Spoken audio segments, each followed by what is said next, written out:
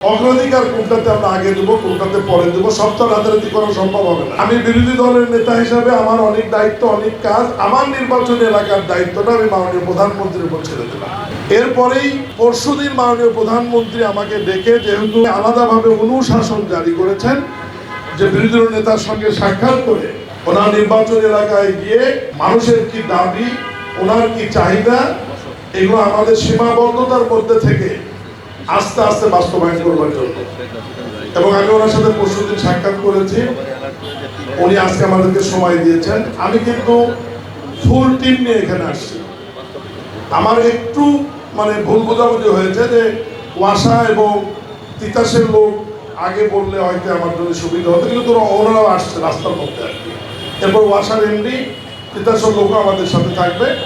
আমরা আজকে ঘুরে ঘুরে সমস্যাগুলো শুনবো, দেখবো। এরপরে আবার এই ফুল টিম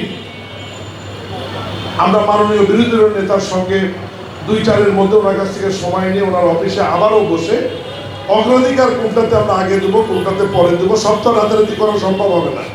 অগ্রাধিকার ভিত্তিতে আমাদের যেহেতু দীর্ঘ সময় আছে, 3 বছর 4 বছর আমাদের হাতে, 5 বছর রয়েছে, আমরা এই সময়গুলোর মধ্যে আমরা আস্তে আস্তে ইনশাআল্লাহ ওনার পরামর্শক্রমেই আমরা বাস্তবায়ন করবো ইনশাআল্লাহ। ইএফটি ফার্স্টের সাথে ট্রেড করুন যে কোনো জায়গা থেকে, ক্যাম্পাসে ক্লাসের ফাঁকে, ঢাকার জ্যামে বসে কিংবা ঘরে বসে।